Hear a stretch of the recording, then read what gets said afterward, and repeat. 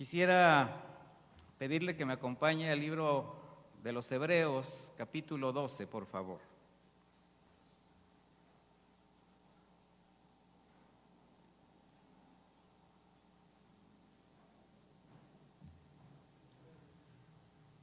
Hebreos 12.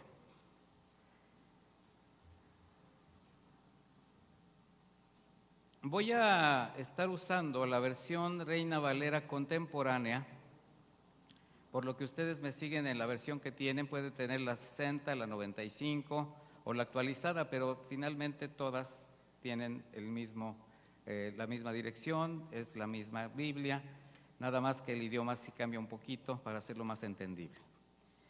Dice de esta manera Hebreos 12, versículo 1, por lo tanto, también nosotros, que tenemos tan grande nube de testigos a nuestro alrededor, liberémonos de todo peso y del pecado que nos asedia, y corramos con paciencia la carrera que tenemos por delante. Fijemos la mirada en Jesús, el autor y consumador de la fe, quien por el gozo que le esperaba, subrayo esta frase, quien por el gozo que le esperaba, sufrió la cruz y menospreció el oprobio, y se sentó a la derecha del trono de Dios. Por lo tanto, consideren aquel que sufrió tanta contradicción de parte de los pecadores, para que no se cansen ni se desanimen en la lucha que ustedes libren contra el pecado, porque aún no han tenido que resistir hasta derramar su sangre. Mire, el apóstol Pablo, bueno, no es el apóstol Pablo precisamente, a él en alguna ocasión se le llegó a atribuir esta autoría de la carta de los Hebreos, pero el autor de Hebreos está haciendo una especie de analogía con un estadio, digámoslo así, donde hay corredores, donde hay personas que están compitiendo y que son una gran nube de testigos. ¿Quiénes son estos testigos?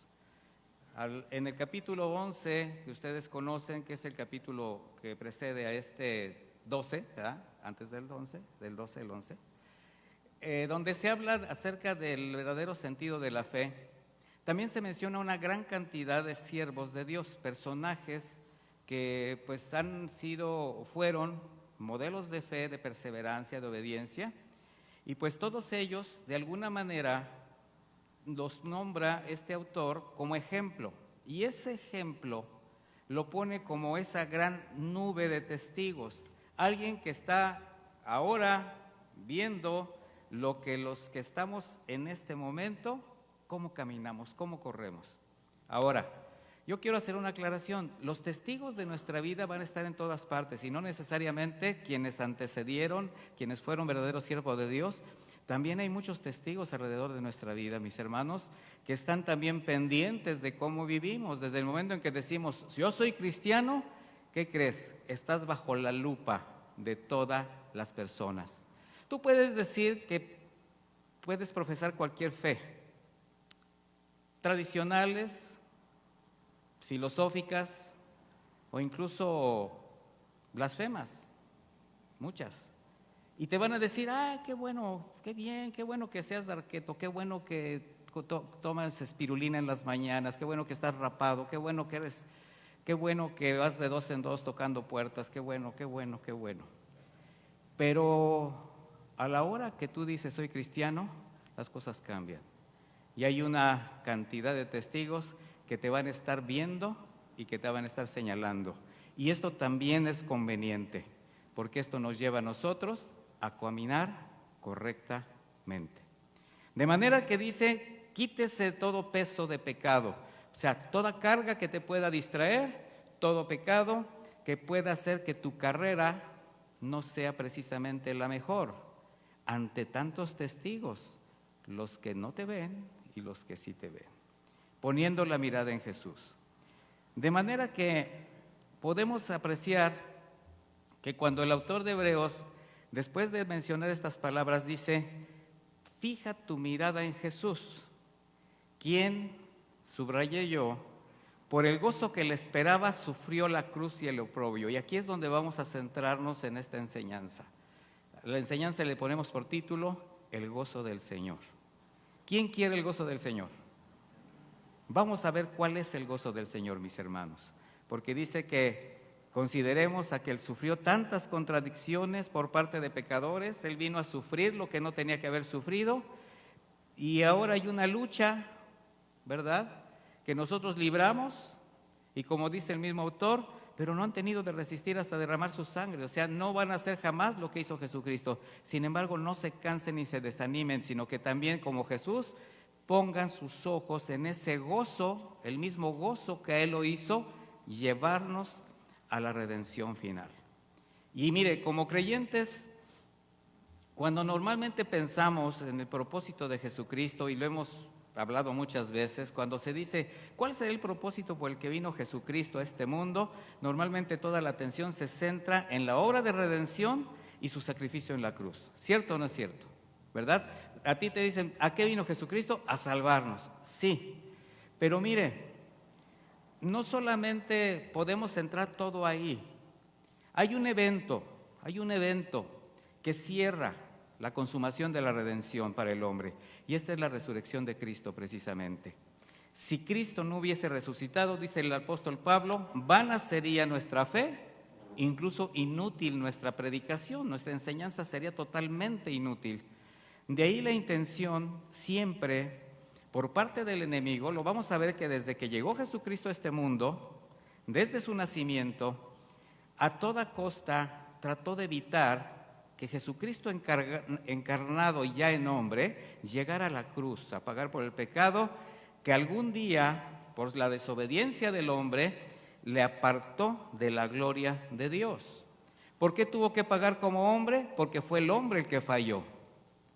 No podía venir a pagar como Jesucristo, como Hijo de Dios, con todo su poder, porque hubiera habido ahí una clara desventaja. El enemigo le hubiera dicho, sí, pues como Dios tú puedes hacer lo que quieras, pero como hombre el Señor demostró que se puede vivir una vida cristiana, y así fue como Él venció. Ahora, en este caminar, donde el enemigo siempre quiso evitar que el Señor consumara la obra, vamos a ver cómo desde su nacimiento fue víctima de persecución, y prácticamente en sus primeros meses, años de vida, fue perseguido con la intención de asesinarle por parte de Herodes.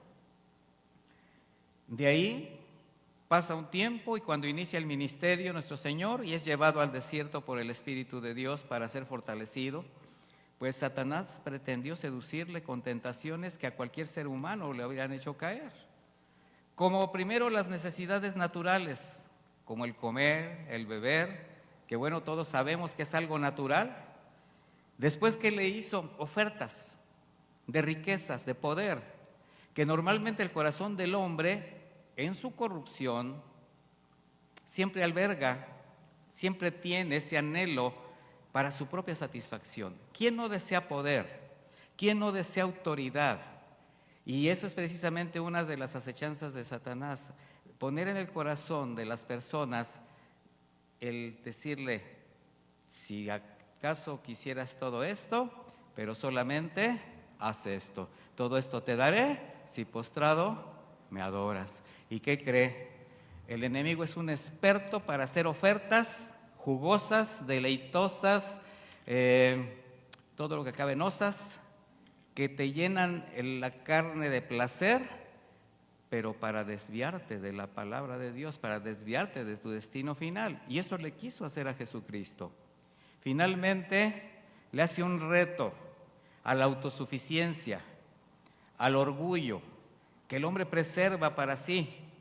El hombre de orgulloso que le dicen, ¿a que no puedes hacer esto? ¿A que sí puedo? Y pretendiendo demostrar de la manera natural lo que no es, el hombre también ha caído constantemente. ¿Cuántos de ustedes, por ganar una apuesta o por un reto, incluso quizás absurdo, tuvieron que hacer cosas absurdas que hasta pusieron en riesgo su propia vida? Yo puedo, yo lo hago, ¿a qué le entro? Nomás póngame dónde. Bueno, son ciertas frases que escuchamos cotidianamente, y lo único que han hecho es que el hombre se corrompa más, ponga en riesgo su vida o se aleje de Dios. ¿Qué hizo nuestro Señor a cada una de estas agresiones? Respondió con la palabra de Dios. Esto habla primero de la necesidad de tener la palabra de Dios en nuestro corazón, pero también habla de las evidencias del dominio propio, de fruto espiritual, que el Espíritu Santo forja en el corazón del hombre que es sensible a su dirección.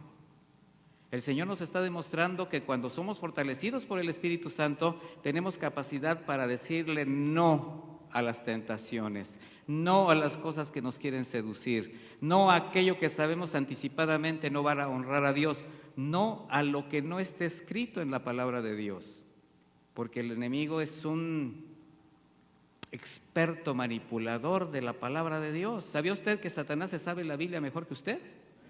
¿Pero qué cree que hace con ella? La manipula, la tergiversa y usa a sus ministros.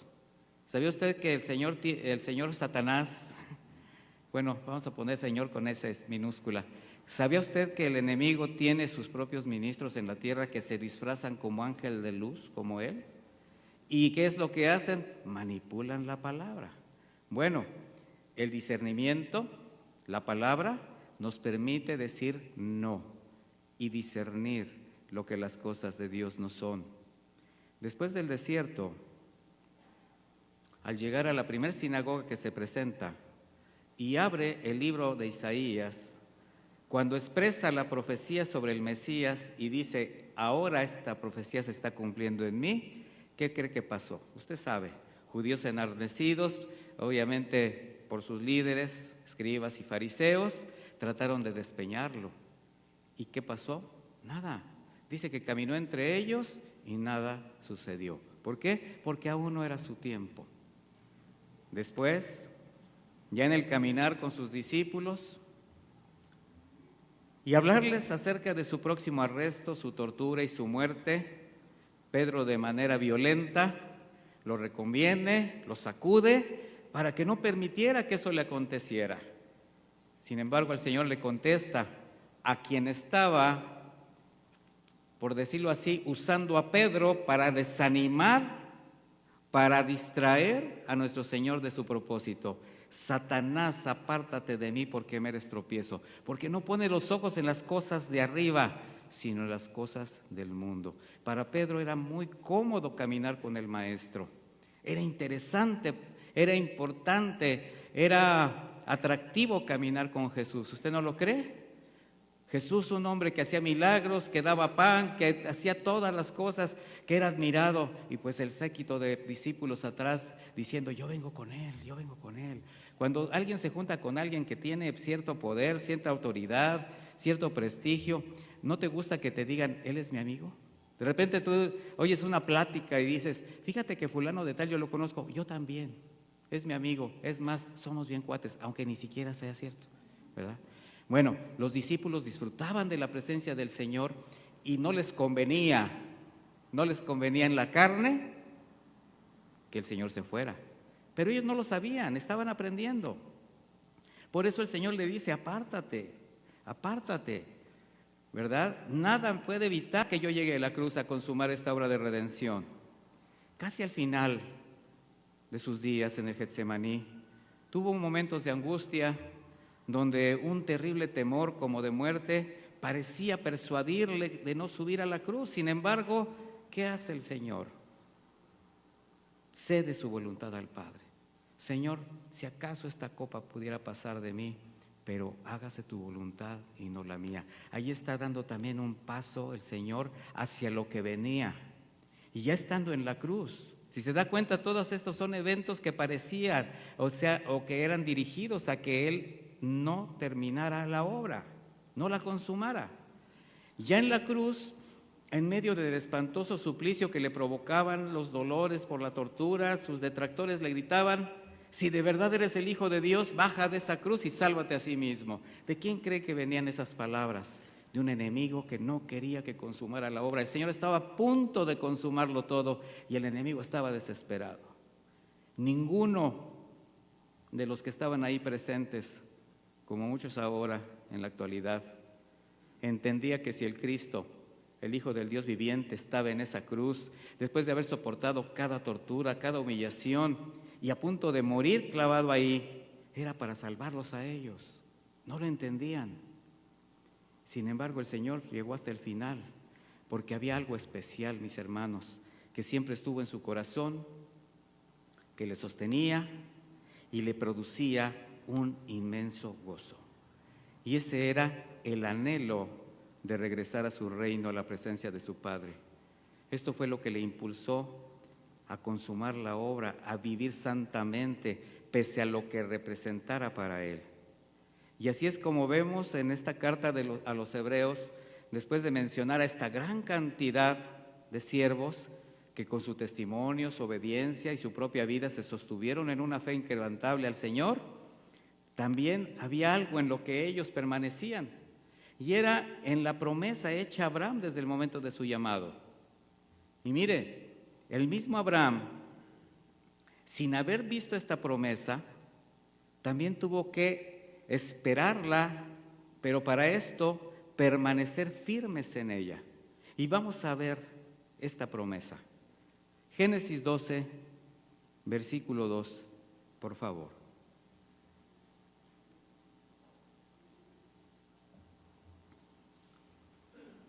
Génesis 12, 2, ¿ya lo tiene? Dice así: yo haré de ti una nación grande, te bendeciré y engrandeceré tu nombre, y serás bendición. Bendeciré a los que te bendigan, maldeciré a los que te maldigan. Esto está hablando, mi presencia estará contigo siempre. Pero mire lo que dice al final: y en ti serán benditas todas las familias de la tierra. ¿A qué se refería el Señor con todas las familias de la tierra? ¿A qué se refirió cuando llamó a Abraham? ¿Usted cree que se refería nada más a las familias que vendrían del pueblo judío, que todavía estaba apenas por nacer? No. Abraham, quien ha sido considerado padre de la fe, entendió perfectamente esto. ¿Qué significado tenía que en él fuesen benditas todas las familias de la tierra? De manera que Abraham, afirmando su fe en la verdadera promesa, fíjese, estoy hablando de una verdadera promesa, se sostuvo con la esperanza y el gozo de alcanzarla hasta el final de sus días. Y vamos a ver a qué nos referimos. Regresamos al libro de Hebreos, en el capítulo 11, versículo 8.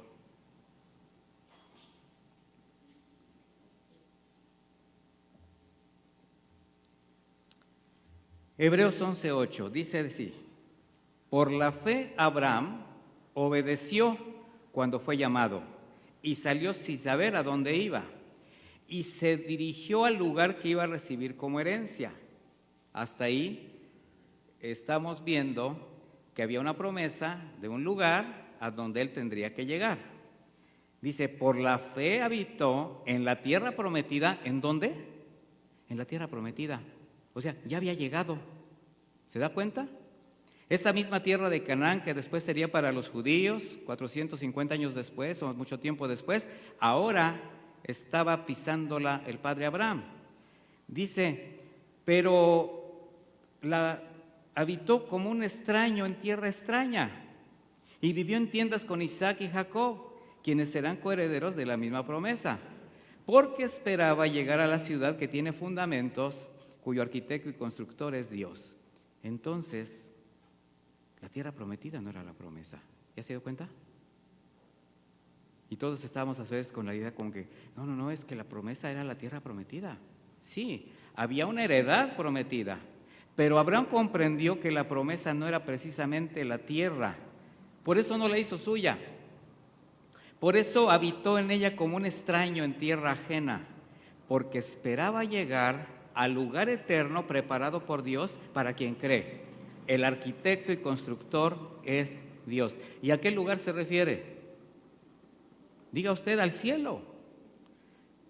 Para el hombre no entender esto, que Abraham sí entendió, porque si no hubiera entendido Abraham esto, ¿él qué cree que hubiera hecho en la tierra prometida? Se hubiera establecido. Era una tierra noble, rica, generosa, pero simplemente dijo, no es aquí.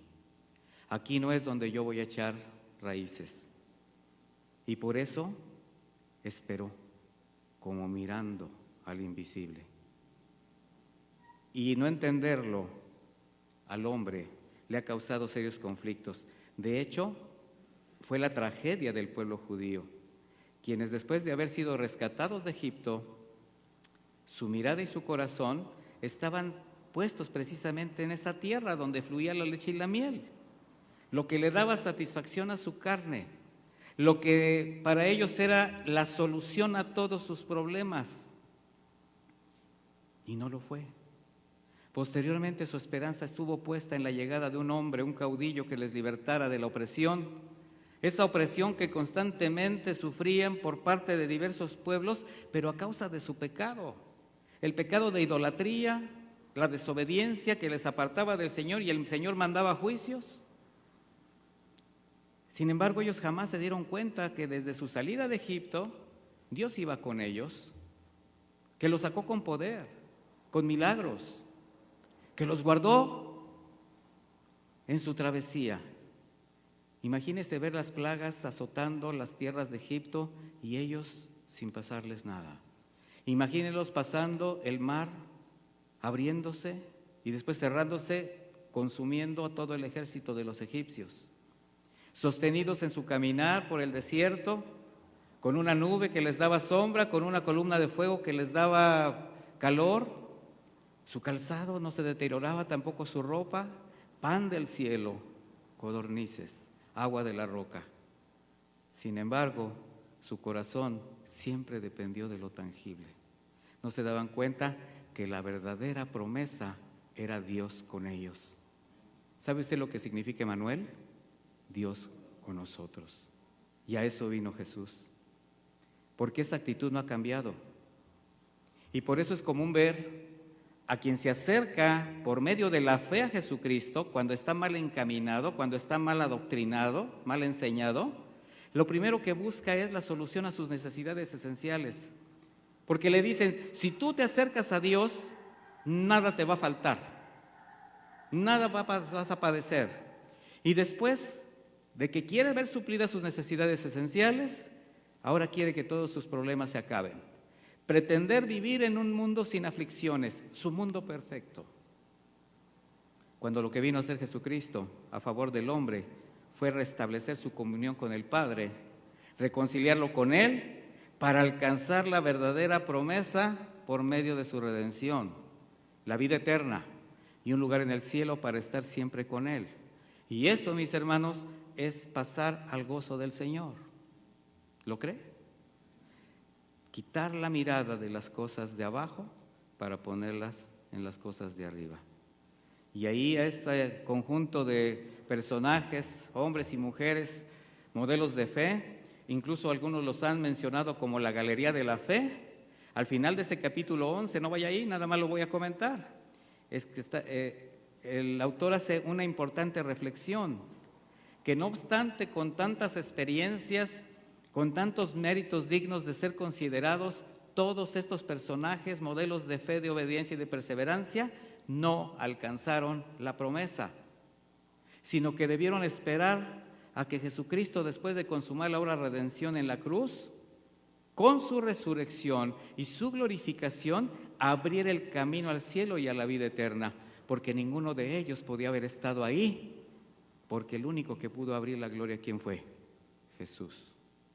La promesa, mis hermanos, no era ver a un hombre, no era ver al Mesías esperado, como dijo Simeón cuando vio a Jesús de pequeñito, que lo llevaban a presentar al templo y lo tomó en sus brazos y dice, ahora despides a tu siervo en paz conforme a tu palabra, porque han visto mis ojos tu salvación. Pero Simeón se está refiriendo al hecho de que vio cumplido el nacimiento del Mesías. Ahora mis ojos han visto que tu promesa es real. Ahora comienza todo a verse de la manera como tiene que ser. De manera que la verdadera promesa, ¿qué es, mis hermanos? La reconciliación con el Padre, el rescate de la ira de Dios, la vida eterna y un lugar en el cielo que ahora está preparando para quienes creen, para usted y para mí. Esta es una pregunta retórica. ¿Para quienes creen y para quienes que creen? Para todo aquel que ha sido nacido de nuevo. Y todo lo ganó en la cruz el Señor Jesucristo, el Cordero de Dios, el Cristo, el Hijo del Dios viviente, como Salvador de la humanidad de toda generación, incluidos los hombres y mujeres que por la fe se sostuvieron firmes en el Señor. Pero todos debieron esperar el cumplimiento de la promesa. Y vamos a ver esto en Efesios 4:8, por favor.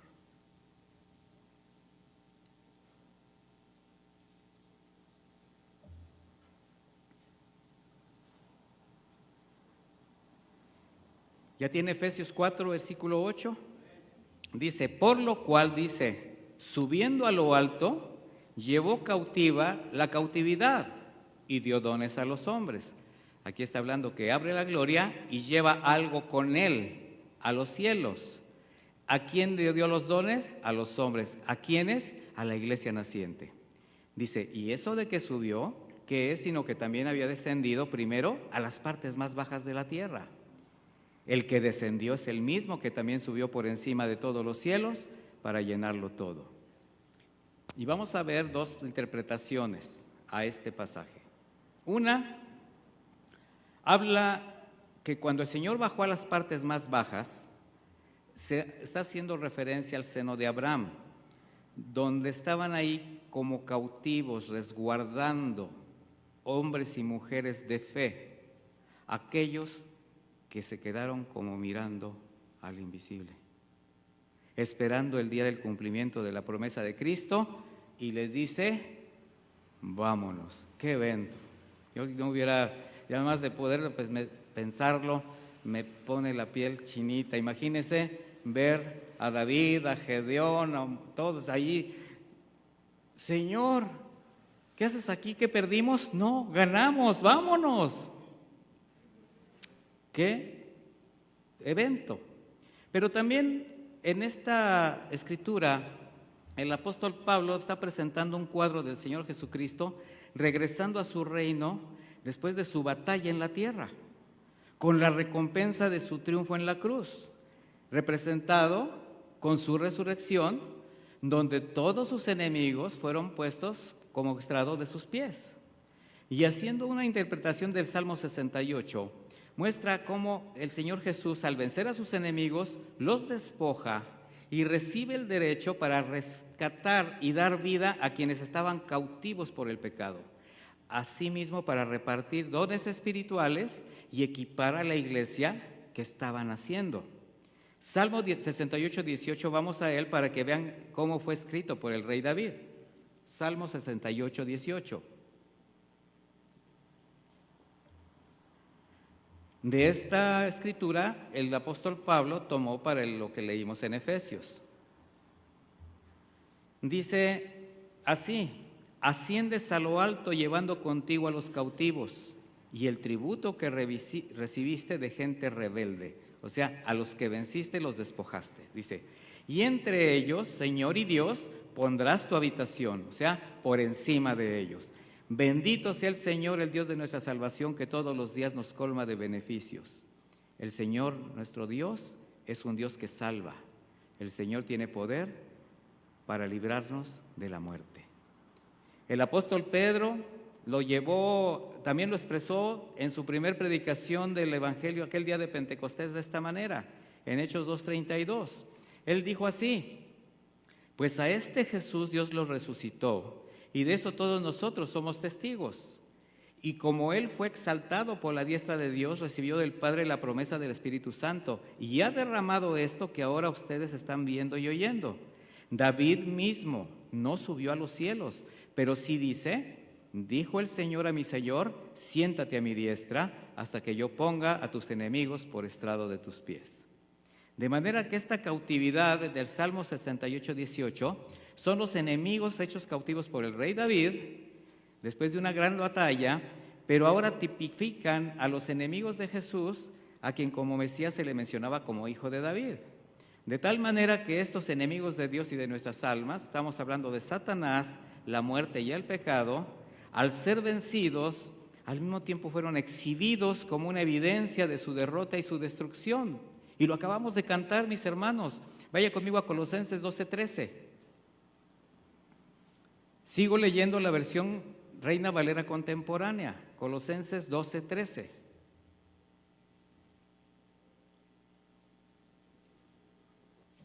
Dice así: mientras ustedes estaban muertos en los delitos y en la incircuncisión de su carne, Dios les dio vida juntamente con Él, perdonándoles todos los delitos. Él anuló el acta que había en contra de nosotros, que por sus decretos nos era contraria, y la ha quitado de en medio al clavarla en su cruz.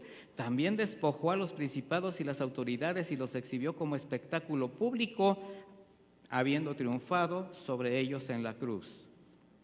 ¿Se ha dado cuenta usted que cuando hacen la captura de delincuentes, sobre todo de grandes rangos, lo primero que hacen es exhibirlos públicamente para que la gente los vea?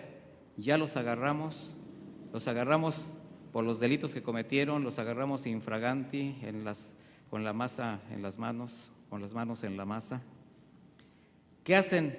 Los exhiben públicamente. Así lo hizo el Señor. Por ello, después de hacer mención de aquellos personajes, volviendo otra vez, ahora lleva a la iglesia a poner la mirada en Jesús como autor de la fe que nos acerca a Él, porque Él es el autor, pero también quien la va perfeccionando a través de nuestra vida.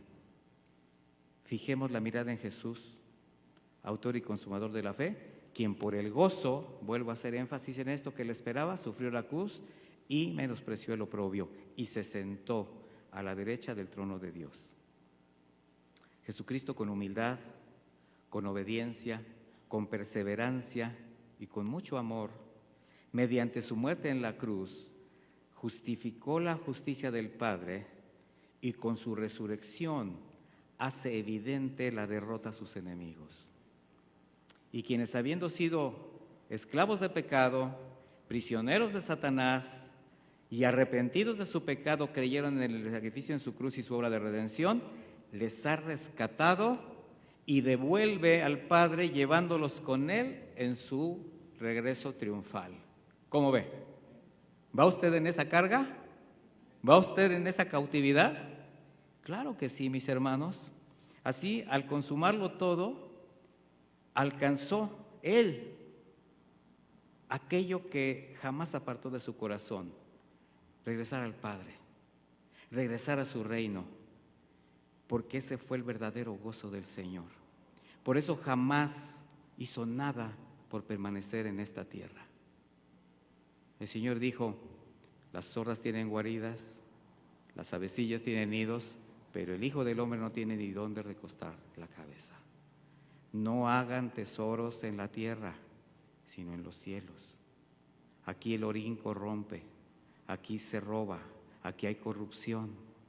En la casa de mi Padre, no. Y en su caminar en esta tierra, en este mundo, Jesús habló constantemente del carácter justo y amoroso del Padre, pero también de la necesidad de depender de Él, de buscarle de manera correcta, reverente, oración, con temor de Dios. Y a través de parábolas mostró la grandeza y la justicia de su reino, de tal manera que quien escuchara sus palabras tuviese esa misma necesidad de Él de llegar y disfrutar del reino de Dios. Mire, mi hermano, cuando usted llegó a la fe y supo que era algo bueno, ¿qué comenzó a poner en su corazón? Invitar, decirle a los demás: mira lo que acabo de encontrar.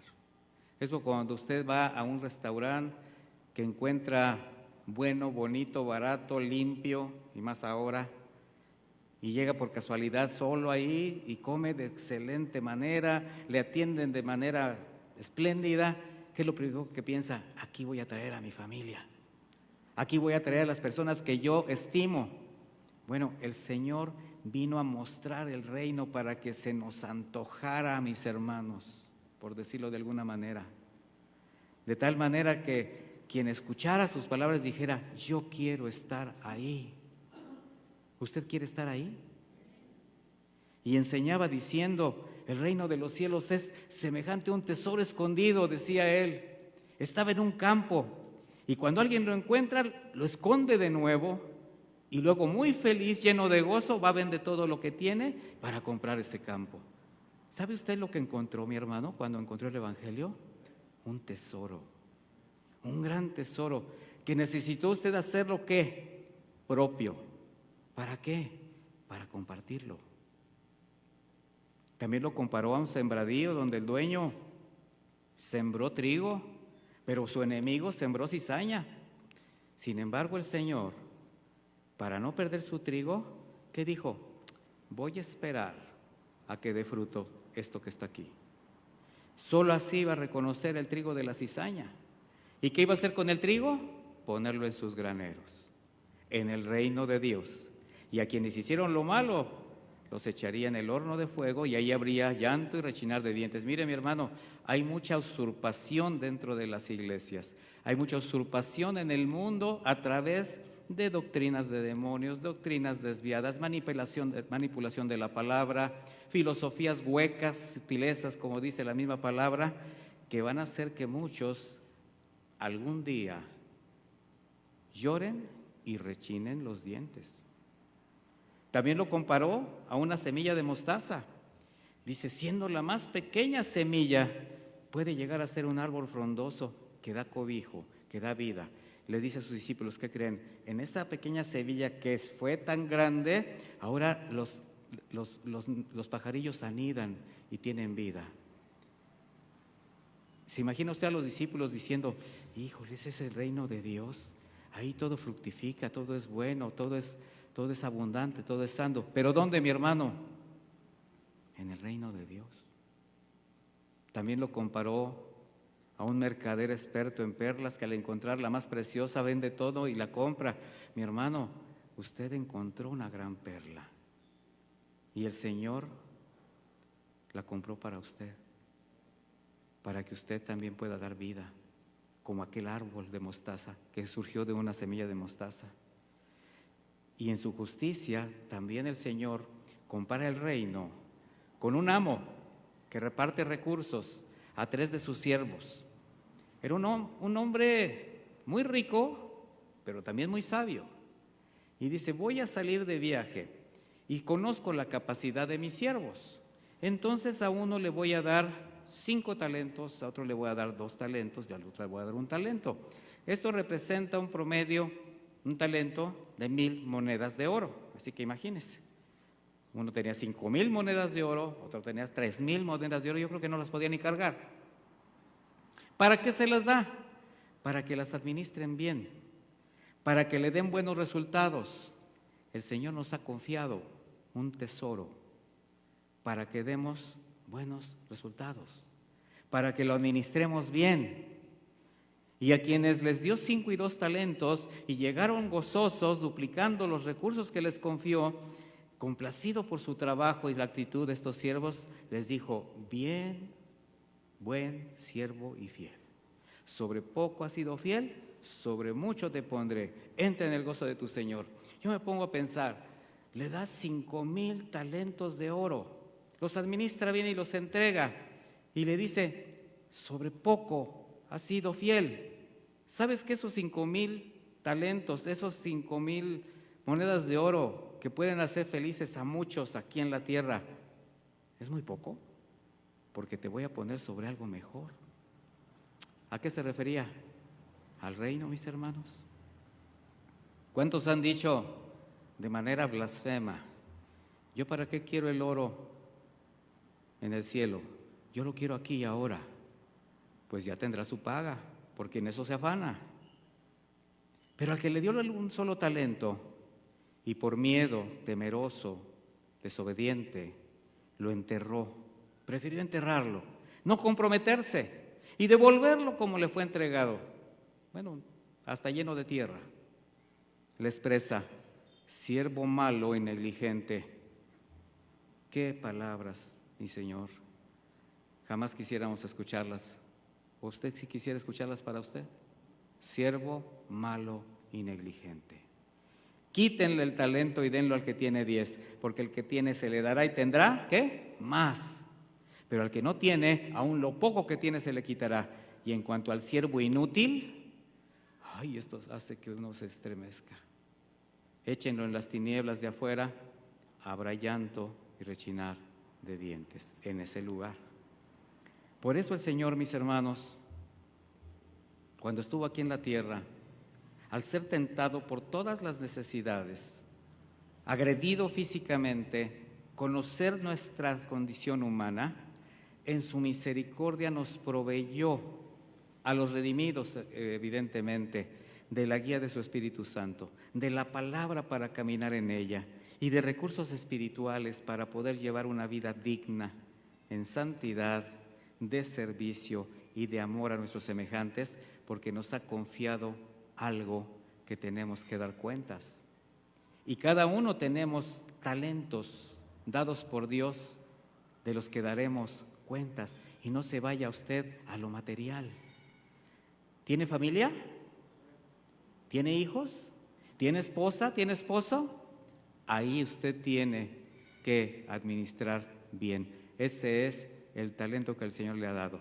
Es ese tesoro que usted tiene que administrar bien, que tiene que hacer crecer, porque de Él le pedirá cuentas. También la palabra de Dios. Y para eso usted necesita, con su testimonio, hacer evidente que es un verdadero hijo de Dios, que usted es un padre de familia que manifiesta el orden de Dios, que es un esposo que trata a su esposa como vaso más frágil y le da su lugar, porque es un hijo de Dios. A la esposa que se sujeta al esposo, que es amorosa, que es obediente, al hijo que no es desobediente. Bueno, cada uno de nosotros tenemos un talento que el Señor nos ha dado para administrar bien y ¿qué? Dar fruto. Y esto se tiene que basar en una fe fundamentada en la palabra de Dios, con el gozo que representa disfrutar de la gracia, mis hermanos, porque aquí también el Señor nos habla de tener gozo. Y el gozo tiene que ser representado por el reconocimiento de nuestra salvación tan grande que hemos tenido, y en este gozo temporal nosotros nos vamos después a disfrutar de un gozo eterno. ¿Cómo ve? Usted va a gozar su salvación, va a caminar como hijo de Dios en el gozo de lo que no importa suceda, poniendo los ojos firmes en Jesucristo, porque le espera un gozo mayor. La palabra gozo en el idioma griego es kara o kara y significa deleite. Y relacionado con la palabra kairo se traduce como regocijo también. De ahí que Pablo, quien aprendió esto y se fortalecía en la esperanza de su salvación, también lo hacía en el gozo del Señor. Y dijo en Filipenses 4:4, regocijaos en el Señor, dice siempre. ¿Se ha leído así? Y dice otra vez, digo otra vez, regocijaos. O sea, no lo dice una sola vez, lo dice 2 veces. Pero también dice la palabra siempre. ¿Qué nos está enseñando?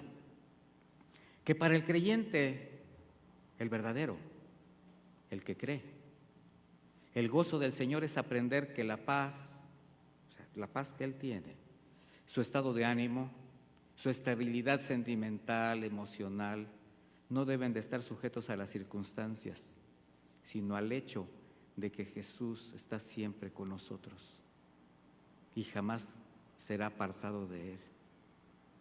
Cuando Pablo escribió esta carta, bueno, varias de las cartas que escribió, él estaba preso. Y en medio de sus propias experiencias y padecimientos, exhorta, regocíjense en el Señor siempre. ¿Qué muestra? Que independiente a las circunstancias, el gozo debe estar fundamentado en Dios, en la seguridad de tu salvación, en la vida eterna que te espera. Porque esta es la convicción de lo que no vemos, mis hermanos, de lo que esperamos. Y eso es lo que nos va a permitir enfrentar cada dificultad, aflicción, adversidad, con la confianza que todo está bajo el control del Señor. ¿Usted lo cree? Que tu vida está en sus manos. Y aun si la perdieras, Él está contigo, porque nada te separará de su amor. Ni escasez, ni espada, ni nada creado, ninguna cosa creada. Nada, mi hermano. Así Pablo, sufriendo persecución de sus hermanos judíos, hambres, escasez, que vivió naufragios, que fue apedreado, traicionado, abandonado por sus amigos. Él se daba cuenta de lo que estaba viviendo. Él recordaba a Jesucristo que sufrió todo el oprobio también, sin merecerlo. Y a pesar de todo lo que experimentó Pablo, ¿qué cree? No se quejó. No murmuró contra Dios. Jamás pasó por su mente abandonar el camino de la fe, mucho menos rechazar su servicio al Señor. Siempre honró su llamado. Él estaba convencido que servir a Cristo, que seguirlo, ser su discípulo. ¿Qué dijo el Señor? Si alguno quiere ser mi discípulo, ¿qué? Niéguese a sí mismo, tome su cruz y venga, sígame. Bueno, él sabía, Pablo, que esto implicaba valor, esfuerzo, perseverancia, fe. No es difícil pensar que Pablo recordara constantemente las palabras del Señor cuando dijo: ninguno que poniendo su mano en el arado y mira atrás es apto para el reino de Dios. ¿Sí saben lo que es el arado? Un instrumento de labranza que se sujeta a una yunta tirada por dos animales, normalmente son bueyes. El labrador ponía una mano en el mango del arado, en la otra tenía una vara para motivar, pero siempre mirando al frente, hacia adelante. Esto evitaba que el surco quedara torcido. Para el creyente, mis hermanos, el arado es símbolo de un caminar recto, de un carácter firme que mira al frente pero en pos de Jesucristo. Y eso te va a hacer evitar cualquier distracción que te pueda apartar del camino, porque Jesucristo es el camino, la verdad y la vida. Y tienes que poner los ojos ¿en quién? En Él, porque Él es el autor de tu fe y el que la está perfeccionando. Por eso Pablo no dio espacio en su corazón al resentimiento, a la amargura. No estaba en contra de quienes lo mantenían preso, ni con los que se alegraban de sus prisiones, no, mi hermano. Y ante las adversidades, ¿qué hacía? Buscar la paz con sus semejantes, la santidad, adorando al Señor, con la confianza de saber que estaba en sus manos. Su llamado fue para predicar el Evangelio a gentiles, a judíos y a reyes. Y en cada lugar donde el Señor lo ponía, sabía Pablo que había un propósito por el cual estaba ahí, aún en la cárcel. Y le dice a la iglesia en Filipenses 4:5, que la gentileza de ustedes sea conocida de todos los hombres. El Señor está cerca. O sea, iglesia, ten un carácter afable, amable, bondadoso, manso, de dominio propio, porque tú tienes un talento en tus manos que tienes que dar a conocer. El Señor está cerca. Dice: por nada estén afanosos, que sus peticiones sean conocidas de Dios en toda oración y ruego con acción de gracias. Mis hermanos, ¿llegamos siempre con acciones de gracias y sin afán? Porque esta palabra afanosos también se traduce como preocupados, inquietos, afligidos, angustiados, ansiosos, y eso te mueve las emociones y evita que pongas tu mirada en Jesús, que hagas las cosas correctamente, que le obedezcas.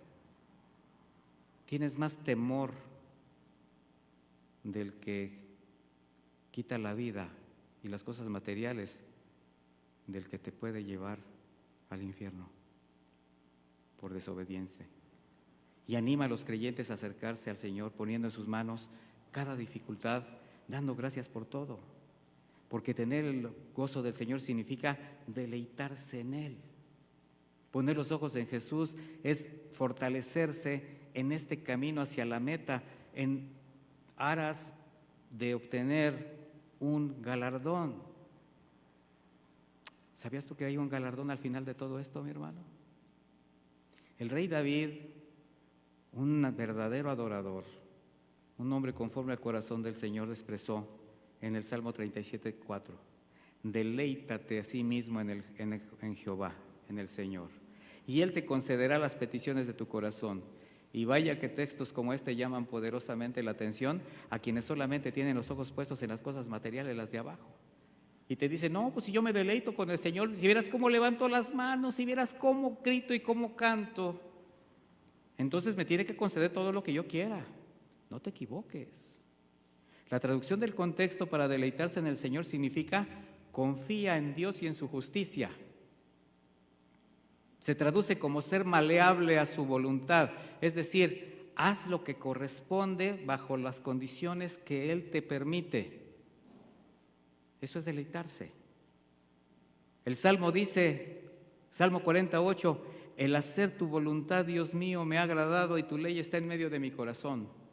Si tú conoces la palabra y la tienes en tu corazón, vas a saber lo que le agrada a Dios y en esa ley te vas a complacer obedeciéndole. Así fue como por el gozo que le esperaba, nuestro Señor Jesucristo se deleitó, mis hermanos, haciendo la voluntad del Padre, aunque el costo fue la entrega de su propia vida, con todo lo que representó el camino a la cruz y llegar a ella. Así, cada momento de angustia, la traición, las burlas, el escarnio, la tortura, el dolor físico, el abandono del Padre mientras estaba en la cruz, la muerte misma, todo valió la pena. ¿Por qué? Porque había algo mucho más grande que después de su muerte llenaría su corazón, su resurrección. Y esto le llenaba de gozo, porque regresaba al Padre y regresaba a su reino. El mismo autor de Hebreos, en Hebreos 17, dice, hablando del Señor Jesús, entonces dije, mi Dios, aquí estoy para hacer tu voluntad, como está escrito de mí en el libro. Y ese es el camino que Jesús vino a mostrar, el de la vida eterna, donde solamente quienes han sido muertos, sepultados y resucitados con Él mediante el nuevo nacimiento, podrán caminar conforme a su voluntad y finalmente pasar a usted a donde cree, al gozo de su Señor. ¿Ha usted sido muerto, sepultado y resucitado espiritualmente con Cristo, mi hermano?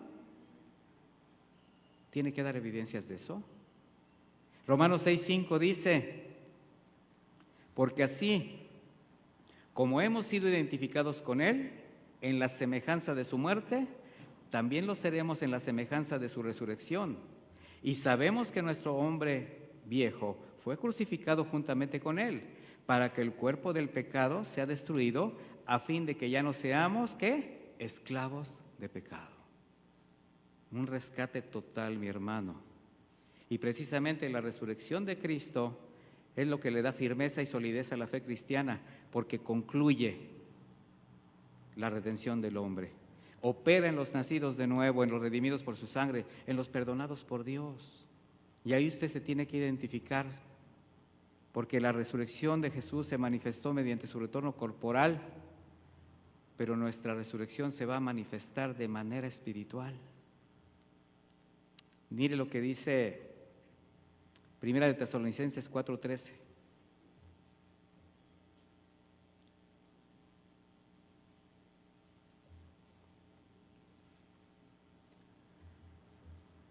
Hablando de sin la resurrección, la fe del cristiano sería vana, lo que nos da certeza. Primera de Tesalonicenses 4:13 dice, tampoco queremos, hermanos, que ignoren acerca de los que duermen, para que no se entristezcan como los demás que no tienen esperanza.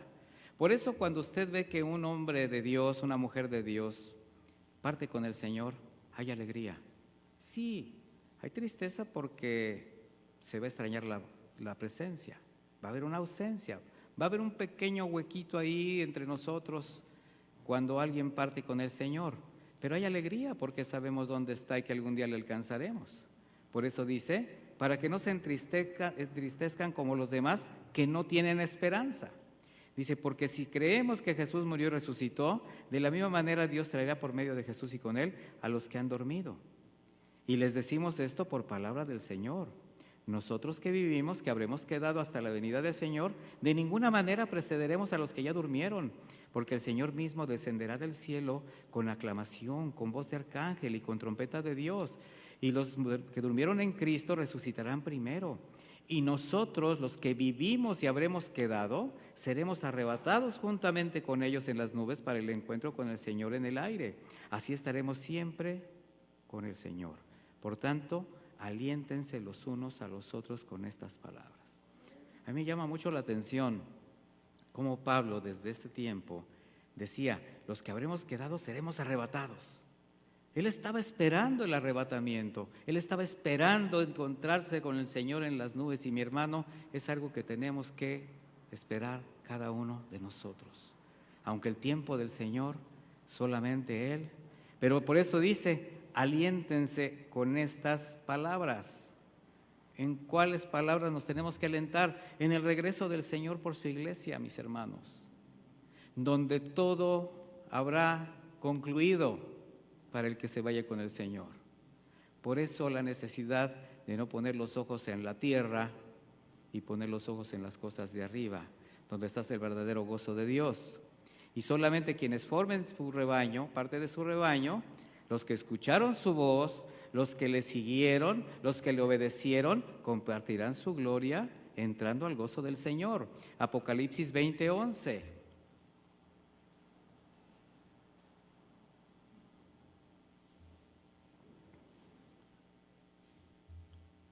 Apocalipsis 20:11. Dice, y vi un gran trono blanco y al que estaba sentado en él, de delante del cual huyeron la tierra y el cielo, y ningún lugar se encontró para ellos.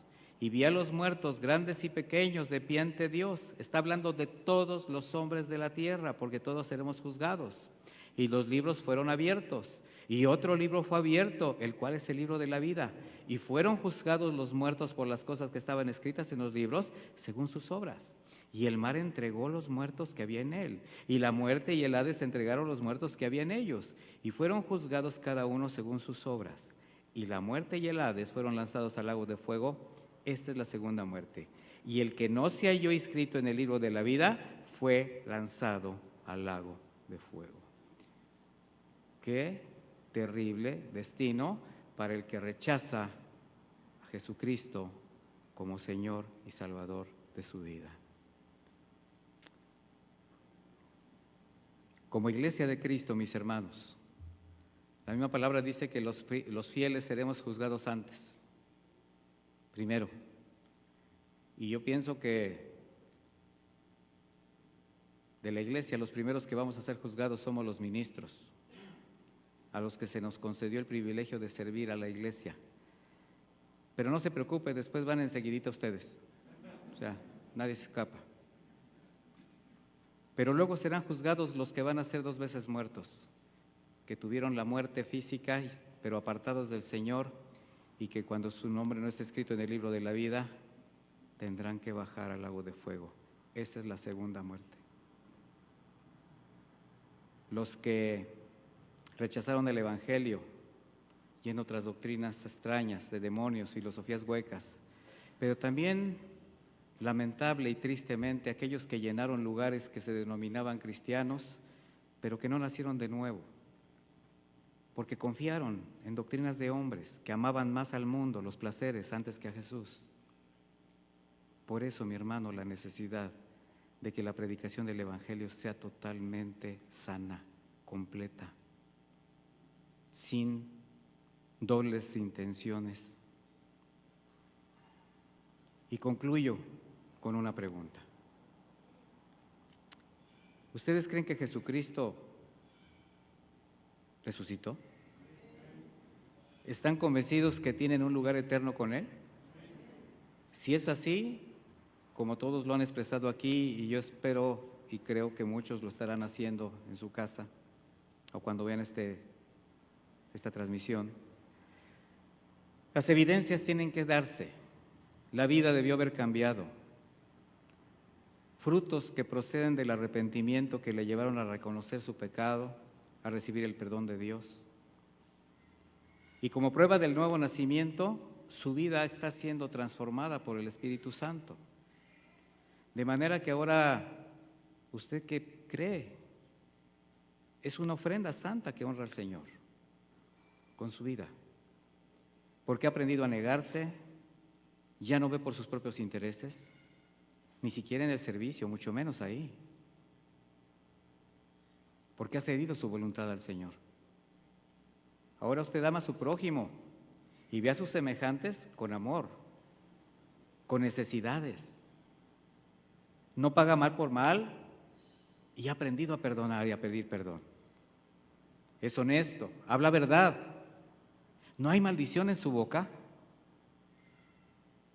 En su corazón no hay rencor, no hay raíces de amargura en contra de nadie. Sin importar lo que le haya hecho, porque le ha perdonado. Y ahora busca la paz con todos y vive en la santidad que agrada a Dios, porque usted es un hijo. Y si usted está viviendo así, si así está madurando su vida espiritual y progresando su alma, es bienaventurado, mi hermano. Pero si no es así, medite y vuelva sus ojos a Cristo y a su palabra. Recuerde de dónde se ha desviado y arrepiéntase y comience una verdadera vida cristiana, porque el Señor nos está dando oportunidad. Nos está exhortando, nos está animando, está purificando su iglesia, la está limpiando, la está embelleciendo, está maquillando perfectamente bien a la novia por la que habrá de venir. Y cuando el Señor le llame a su presencia, se pueda presentar con los talentos que le dio multiplicados y escuche usted estas palabras: bien, siervo fiel, pase al gozo de su Señor. ¿Lo desea, mi hermano? Medite en esto. Vamos a hacer una oración. Póngase de pie, mi hermano, y vamos a orar. Vamos a hacer una reflexión íntima, personal, de cómo estamos caminando con Dios, cómo está nuestra vida espiritual. Bendito Dios, te damos muchísimas gracias. Muchas gracias por la bendición de tu palabra que nos exhorta, que nos anima y, como dice, nos alienta. Porque sabemos que tú regresas, Señor. Porque sabemos que tú estás purificando a tu iglesia y le estás dando una nueva oportunidad a la limpieza, a buscar la paz, a buscar la santidad, a caminar recto, a poner la mano sobre el arado y no voltear atrás, a entender que el reino de Dios es justo, es santo y que el Padre amoroso ha extendido su mano una vez más. Gracias, Jesús, por haber pagado en la cruz por nuestros pecados. Gracias por haber resucitado por medio del poder del Espíritu Santo y por darnos vida, y vida en abundancia. Pero es una vida que no es terrenal, es celestial. Y ahora ponemos nuestros ojos en el verdadero gozo, el gozo que hizo que nuestro Señor Jesucristo elevara su mirada todos los días, anhelando regresar al Padre. Y Él ha tendido ese puente para que cada uno de sus hijos, de sus redimidos, igualmente camine y pase por la puerta estrecha y llegue a ese lugar de paz, de abundancia y de amor eterno. Muchas gracias, Padre eterno. A ti la gloria y la honra. A ti, Jesús, nuestra adoración y nuestro reconocimiento como Salvador de cada uno de nosotros. Gracias por todo lo que nos has dado y aún por lo que no nos has dado, porque en todo reconocemos tu mano y tu voluntad perfecta. En el nombre de Jesús, muchas gracias, Padre. Amén y amén. Que Dios les bendiga, mis hermanos.